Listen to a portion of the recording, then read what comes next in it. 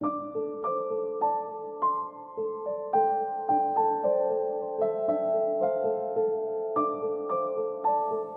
히말라야에서 이제 두 가지 이야기를 약간 신비한 이야기이기도 하지만 이거는 실제로 있는 이야기고 또 생생하게 체험한 이야기고 현재에도 그 성지로 장수 성지로 되어 있는 그 마라디카 장수 성지 이야기를 좀 해보려고 합니다.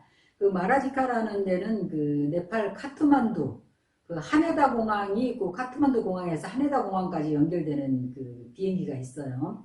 그래서 하네다 공항에서 또 걸어서 한 12시간 내지 한 8시간 정도 또 빠른 걸음은 한 8시간 정도도 걸어서 갈 수 있는 곳에 이제 마라디카라는 장수 성지가 있는데 그 장수 성지는 그 파드마 삼바바께서 거기서 이제 수행을 하셔서 장수를 성취하셨고 실제로 그 무량수불 장수천녀라고 이야기하는 다키니 장수를 수행자들에게 장수를 주는 그런 장수천녀 다키니와 또 무량수불이 파드마삼바바에게 현신을 한 그런 성지라고 이야기를 합니다.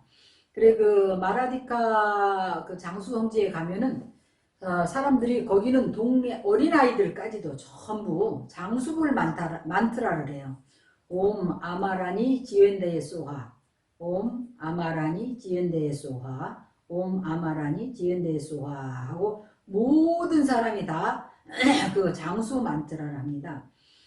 근데 이제 마라디카 장수 성지를 가게 된 이유가 따시중에 가서 구루 암틴을 모시고 이제 수행을 하고 있는데 어느 날 이탈리아 사람이 머리를 빡빡 깎고 그 키가 굉장히 큰 사람인데 왔어요. 와가지고는 그 구루 암틴 방에 가가지고 구루 암틴 방이 이제 침대 하나 놓고 사람 둘이 앉으면 공간이 없을 정도로 좁은 공간입니다. 그런데 거기에 와서 언어가 안 통하니까 이러고 앉아 있는 거예요. 그러니까 어느 날 이제 구루 암틴께서 저를 부른 거예요. 한국 비구니 스님 좀 오라 해라. 그래서 갔어요. 갔더니 저 사람 왜 저러고 앉아있는지 좀 물어보라는 거예요. 저보고. 지금 맨날 매일 와갖고 저러고 앉아있다는 거예요. 근데 이 암튼 스승님은 굉장히 그 무뚝뚝한 성격이시기도 하고 좀 뭐랄까 뭐 어려서 7살에 출가해가지고 문문관 수행만 평생 수행만 하신 분이니까 좀 사회성이 부족하고 그 낯선 사람들하고 이렇게 친화력도 좀 부족하신 분이었는데 그래서 이제 물어보라는 거예요. 그래서 내가 물어봤어요. 왜 그러고 앉아있느냐 그랬더니 굉장히 기운이 좋다는 거예요. 암튼 스승님한테서 나오는 기운이. 그래서 자기가 그 기운을 얻기 위해서 거기 앉아있다는 거예요. 그러면서 그 무슨 이야기를 하냐면 마라디카라는 장수 성지가 있는데 암틴 스승님의 수명이 전생 캄트림포체께서 예언하시기를 76의 정명이라고 그랬다는 거예요. 76의 정명인데 그래서 마라디카라는 장수 성지를 갔다 오면은 명을 이으실 수가 있다라고 이야기를 해줬습니다. 그 사람이. 그래서 제가 암틴 스승님한테 스승님 76이 정명이라고 그래서 그렇지 않아도 스승님 집 앞에 홍송이 하나 있었는데 그 소나무가 빨갛게 말라 죽었어요. 그러니까 따시종 라마들과 사람들이 그 암틴 스승님을 대신해서 그 소나무가 말라 죽었다고. 그렇지만 지금 무문관 수행자들을 지도하고 있는 따시종의 그 핵심 그 엑기스인 그런 스님들이 다 무문관에 있잖아요. 그래서 무문관을 지도할 수 있는 스승님 굉장히 중요한 존재고 그 스승님 때문에 또 거의 따시종 경제가 많은 사람들이 시주에 의해서 운영이 된다 해도 과언이 아니었거든요.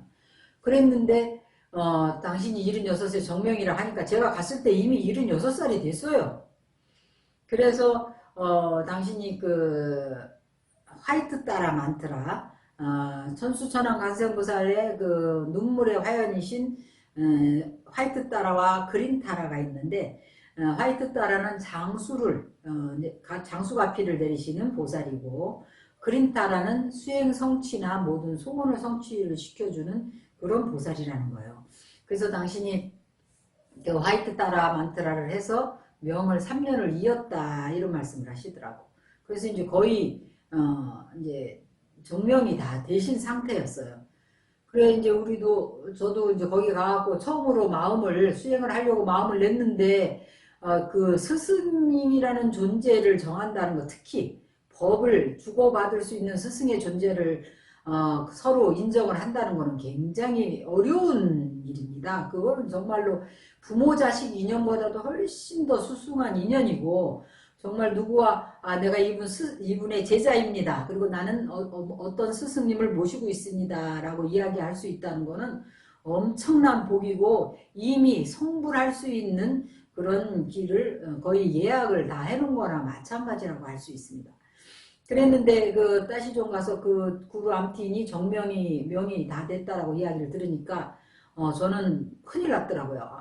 이분을 반드시 명을 있게 해드려야 되겠구나. 그래서 스승님한테, 스승님 그럼 마라디카 장수성지를 가면 명을 이을 수 있다는데 거기를 가십시다 이랬어요.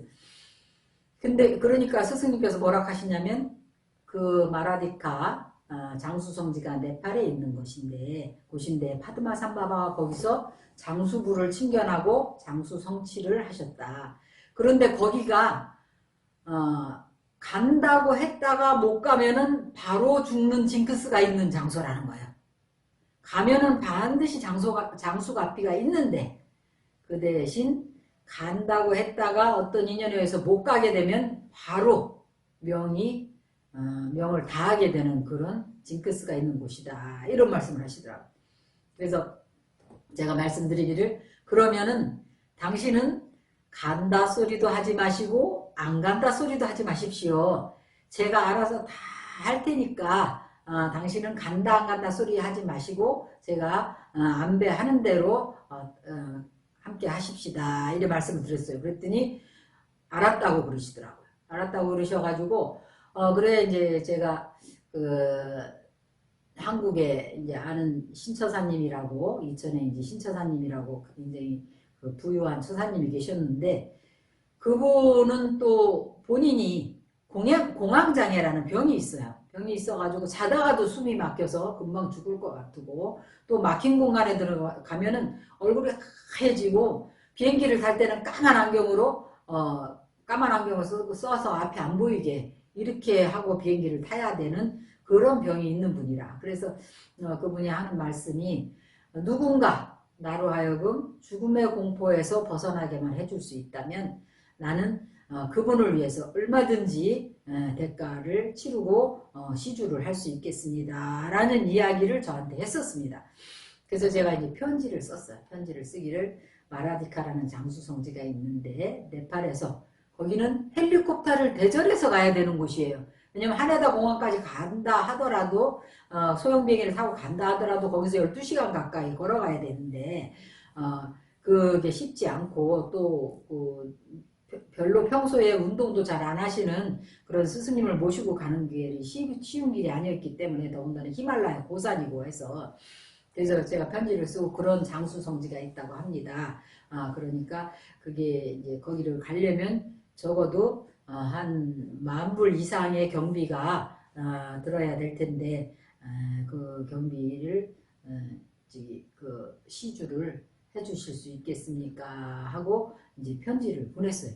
그랬더니 그분이 이제 본인 이제 비석격인 거사님을 한 분 데리고 카트만두로 오셨어요. 카트만두로 오셔가지고 그 헬리콥터를 맞췄는데, 그 전에 이제 스승님께서 해주신 이야기가 뭐였냐면, 캄투린포체, 지금은 이제 9대 캄투린포체거든요. 따시장 린포체가 그 전에 계시던, 그러니까 스승님, 구루 안틴의 스승님이신 8대 캄투린포체가 그 딜고 켄체 린포체하고 아주 막역한 사이였습니다. 근데 그 딜고 켄체 린포체께서 예언을 하시기를, 캄투 린포체는 49살에 명예 장애가 있다고 그러시는 거예요. 그래서 이번에도 우리 조계종이 아주 유명한 그 정말로 유능한 스님이 엊그제 49에 갑자기 심장마비로 돌아가셔가지고 오늘 통도사에서 답의를 한다고 들었습니다. 그렇게 이제 티벳에서는 뭐라고 얘기하냐면, 남자들은 25살에 한 번 장애가 있대요, 명예. 그리고 49에 장애가 있고, 그래서 25살에 하고 49에는 그 사람들은 그 장수 갑기를 받거나 기도를 굉장히 많이 올립니다. 그 명예 장애를. 그리고 또 일일 단카라 그래가지고 하루 만에 그 무량수불 단카를 그리는 그 일일 단카라고 그래요. 그런 기도를 하거나 공덕을 짓는 거예요. 그래서 그 고비를 넘긴다고 그래요. 그리고 여자들은 37살에 그런 명예 장애가 있는 사람들이 많이 있고, 또 49에 남녀 똑같이 49의 장애가 있는데 8대 캄트림부체도 49의 장애가 있으니까 반드시 마라데카 장수 성지를 꼭 갔다 오라고 그러셨어요. 그래서 갔다 오라고 그러셔가지고 그 카트만두를 가신 거예요.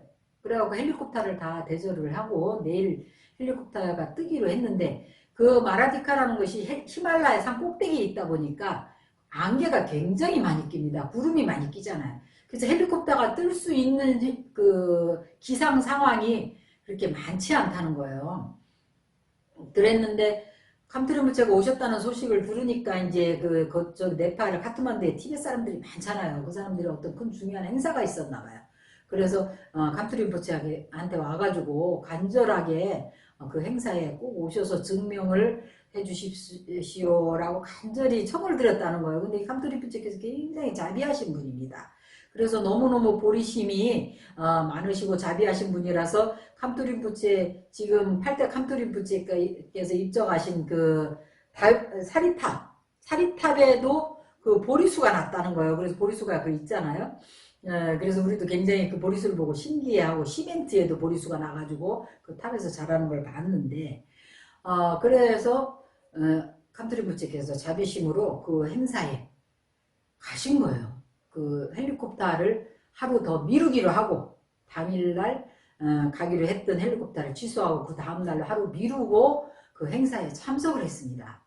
그래서 참석을 하고 와서 그 다음날 헬리콥터를 타고 마라디카를 가기로 했는데, 마라디카를 결국은 못 가신 거예요. 안개가 껴갖고 헬리콥터가 뜰 수 있는 상황이 안 돼가지고 못 갔는데, 문제는 그 못 간 그 해에 49이 되시던 해였다는 거예요. 그래서 그 해 돌아가셨어요. 갑자기 심장마비로. 그 어디서 돌아가셨냐면, 해마다 부탄의 그 대비, 그러니까 지금 왕의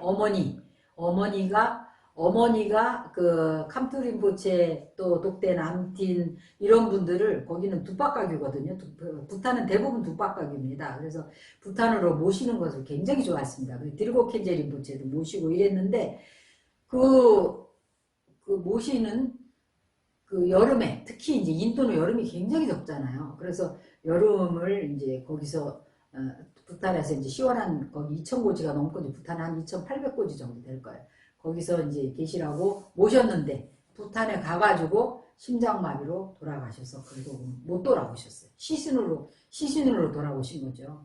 그래서 지금 따시종의 법당에 있는 그 8대 캄트림부체 심장이 있는 사리탑이 아주 금과 은과 그 산호, 터키석 이런 완전히 보물로 되어 있거든요. 그런 보석으로 되어 있는데, 그거를 다 부탄의 그 왕실에서 시주를 했답니다. 그래서 그런 이야기를 하시면서 당신은 이제, 그래서 제가 가신다는 말씀도, 안 간다는 말씀도 하지 말고, 당신은 그 티베트 사람이었기 때문에 여권도 없었어요. 그래서 제가 이제 여권을 부랴부랴 만들고 한데, 여권 만드는 것도 굉장히 까다롭고 어렵더라고요. 그 난민들 여권 만드는 게. 그래가지고 내일 그 델리에서 내일 카트만두로 가기로 했는데, 그 여권이 오늘 밤 10시가 넘었는데 그제서 나오더라고요. 그래갖고 간신히 여권을 찾아가지고 그 다음날 카트만두로 갔습니다.